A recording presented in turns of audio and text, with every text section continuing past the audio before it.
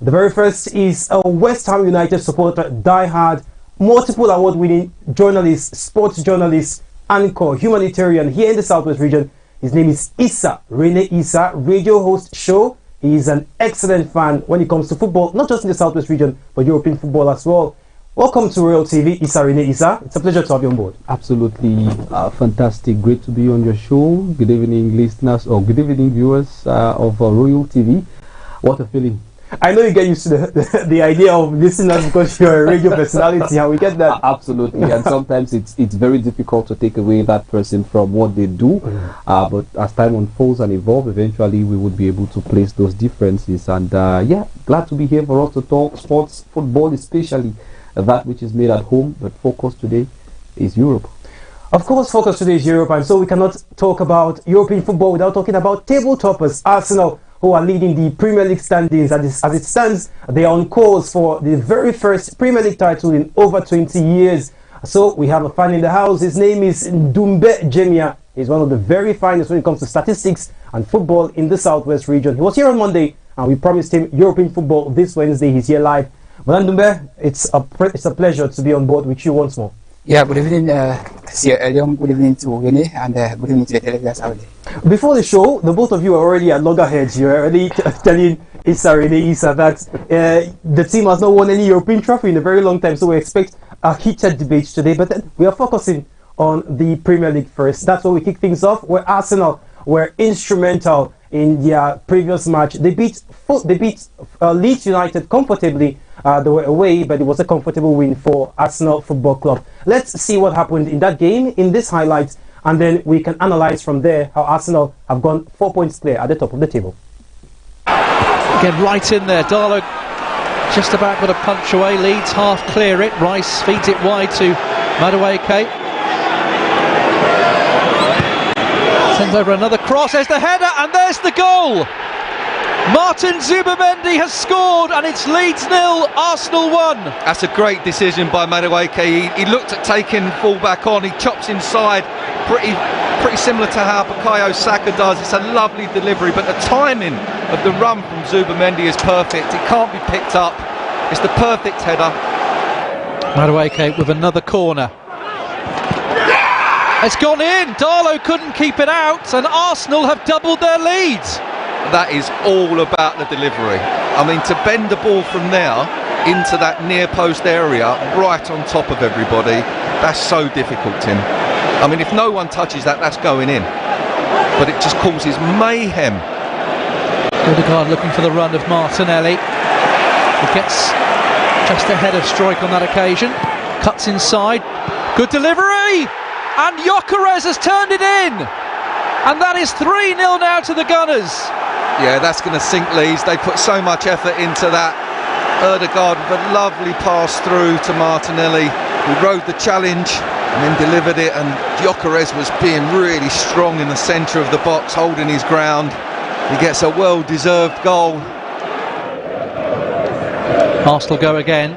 Odegaard, Jesus, nice turn. Still Jesus. Oh, that's wonderful. Quality finish. 4-0. And this is now turning into a rout. Am I allowed to say I told you so? I knew he'd come on and get something. He's in good form. He had those two chances earlier. The header, point blank, that Darlow saved. But that's great skill. He holds the ball up in the box, makes room for himself, and the finish. So that was the situation as far as the weekend action was concerned. Arsenal, very comfortable winners away to Leeds United. Well, Ndumbe must be a very, very satisfied Arsenal supporter. Yeah, you must be satisfied when it comes to this particular moment of the season. You know, Arsenal, they have come so close.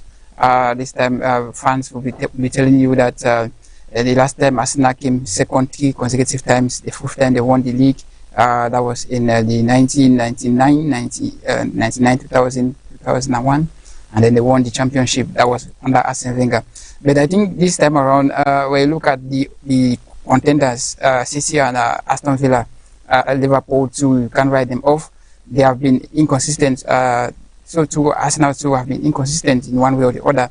But I think the league as it stands now, we've not seen that City that we saw 2-3 seasons ago.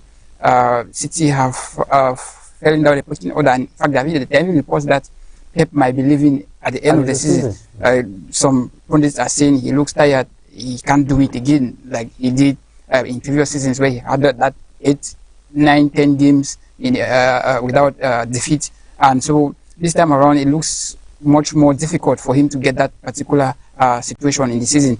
So I think now it's for Arsenal to lose, knowing that their closest contenders are far not in good shape as they were previously. Now, Issa Rene, we'll call you Bishop on the program because that's what you call yourself on radio. Now, Bishop, explain to us how he has mentioned that it's a matter of statistics over the last time Arsenal were in this position where they finished second back-to-back in the late 90s. They ended up winning the league in the following season. Do you see that happening now? They're just 6 points away from Manchester City, who we know that are comfortable to go 10, 15 games on a winning spree. Yeah. When we look at Arsenal, they've shown previously they have a track record of being the team that clears the way at the top of the table, and then towards the end of the season they fall out of the pecking order. It's a regrettable feeling to be an Arsenal fan, having gone through these very difficult moments, and you don't want to be chased by Manchester City. Pep Guardiola might be going through what he's going through with his Manchester City side, and these reports are there. I think this morning there was reports as well talking about the current skipper for Manchester City, Bernardo Silva, to be on the verge of equally leading the club come the end of the season. And so it tells you that there's a turmoil within the Manchester City side that could be telling you that all is not well with the team. But then, watch out, City is not the side to write home about very early. They've shown in previous occasions, especially when a team like Arsenal is on top of the league table, that they can chase you down, mount pressure on you, and eventually take the league away from you. We've seen but City have been shaky over the last few games. They've been very inconsistent since the start of 2026. They've been shaky for obvious reasons. Manchester City is still, if you look at Manchester City and the golden generation of players, they are still dealing with the absence of key players like Kevin De Bruyne. And when we look at the Manchester City side that went on to do the 4 league in a row and the treble, we saw a side that after every game it was a familiar side. The midfield the same, the striking department the same, and even the goalkeeping department the same. But over time, we've seen Pep struggle with the formation. He's rapidly moving away from the 4-3-3 to sometimes 5 at the back and sometimes 2 up front. And this is what we saw when he was trying to implement his idea when he came to Manchester City, when we saw him bring about the likes of Gabriel Jesus, who played just slightly behind Aguero. And so we can still see some similarities as far as that particular lineup is concerned. It tells you Pep can still do it. So for Arsenal fans who are about to get comfortable, thinking, and when we look at the last group of games Manchester City has towards the end of the season, you may be tempted to think that they will fall off, but Arsenal should watch out. But then, like you say, Arsenal should watch out because Manchester City have really revitalized the squad. They've strengthened the team with the acquisition of Antoine Semenyo, Marc Guehi. The transfer window has ended. It ended on Monday. But then we've not gotten any notable signing from your Arsenal side, who are top of the table and should be strengthening the team in order to go all the way, because this is where Arsenal are fond of sleeping. No, Arsenal have to get this season. They already did recruitment in the summer transfer window. Normally, at least each position in the Arsenal team has maybe I think 3 or 4 players fighting for one position. You look at Gabriel Martinelli, Trossard, Madueke, Saka, Odegaard, Eze. You look at the 2 players, Gabriel Jesus. If it's not there, another person comes in. You look at Timber and White, and you look at Calafiori and Luis Kelly. So there is this competition where, like yesterday, we knew Saka was injured, and at the weekend, rather, Saka was injured, and then Madueke came in and gave 2 assists. But that is the case. That is the case for Arsenal. So that is when we get to this point now of the season. You look at City. When we get to this point of the season where the games begin to come thick and fast, we always notice that Saka, in particular, begins to fall behind because he cannot handle playing so many games. Yeah, he affected us. Mind you that Saka was out of most of the early part of the season. Madueke came in alongside Eze. Mind you that we had also Odegaard, who was out injured for a very long time. That's right. And we still continue to dominate. So that tells you the team, Arteta understood the system that get come.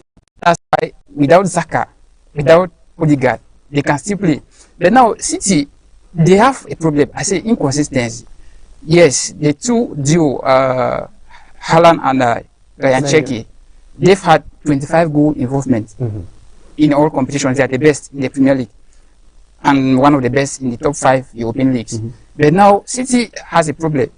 They've scored most of their goals in the first half and they've conceded most of their goals in the second half. That tells you the inconsistency. That's why they went and bought in McKay. But now, how can he adapt quickly to the team of City? That's where the problem is. Yes, Semenyo came in and he hit a bang with 4 goals in I think 6 games, his first 6 games or so. But we are yet to see McKay. Mind you that the game against Tottenham Hotspur, it was found wanting. The goal Solanke scored. Definitely, we're going to. There was a little bit of Manchester City. So you see that City. I know City so well. City has been this team where if City, the moment the period between November and December, City had a good run of form. City has never had a good run of form. In those 3 seasons, they've won Arsenal in the battle. They've always have those good run of forms in January, February, March. Now, having that run of form which they had in November was not a killer for the City. They always wait until the dying moments at this point in time. But now you see that this point in time they've already lost 1 out of 8. So it tells you that City is not as competitive as they were. But I'm not saying that they cannot do the unthinkable. But looking at I have to come in here because when we look at the Manchester City side that won the Champions League and moving towards the next season after winning the Champions League, we observed one thing. Pep Guardiola seemed to have gone under the towel when it came to the pressure mounted by the press in terms of how much Manchester City was spending and eventually got to win the league at that time. And so if you realize, if you watch keenly, there were no changes as far as Manchester City. No additions were made. Rather, we had players who left, those young ones who were graduating from Manchester City Academy into the Manchester team. Most of them came in, struggled for starting positions the subsequent season, and we saw that Manchester City went on to have a 12-game losing streak, not non-winning streak, not losing streak, and they could barely even score goals in some of those games, and that was quick enough for Manchester But City. then, let's look at something that is becoming really critical at this point in time. Moulin Doumbé pointed out that Manchester City have conceded more goals in the second half of this campaign particularly, and in the Premier League they've dropped 12 points from winning positions in the first half. When they've scored in the first half, they've dropped 12 points. That's a very big gap for a mindset like Pep Guardiola, and people are beginning to think that maybe he is running out of time, like Moulin Doumbé says. He could be running out of time. But let's look at this as well. He's saying Manchester City have never had a good run of form in November. All the times they've won the league. True. But with what squad and with what tactics and formation? We saw the Manchester City, we know, the tiki-taka, playing the pass all the way from the back with the goalkeeper who plays, the sweeper keeper. But getting into this season, we saw the coming in of Trafford. And of course, eventually, we had Donnarumma. Donnarumma came in he's an all-handed goalkeeper, plays with the hands and throws out the ball to the centre back, and who eventually gives the passes in front. So Manchester City is not the Manchester City we saw in the seasons they won the league, the 4 times. They've changed the mentality and the mindset, they've changed the tactics, and so we should not be expecting a change of tactics and mentality to maintain the same results. A change of tactics. I think it's time for real talk. It's time for real talk. Let's try to point out the real problem. The real deal is the first thing is Arteta has been at the helm of Arsenal for over 5 years now. He's had 12 transfer windows. If Arteta fails to win the league this time around, is it fair to say that Arsenal should part ways with the tactician? No, it's going to be a big failure normally to that perspective.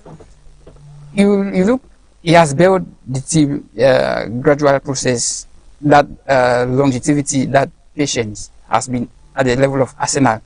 If you look at this point, he should do it because the team doesn't really feel the absence of one player.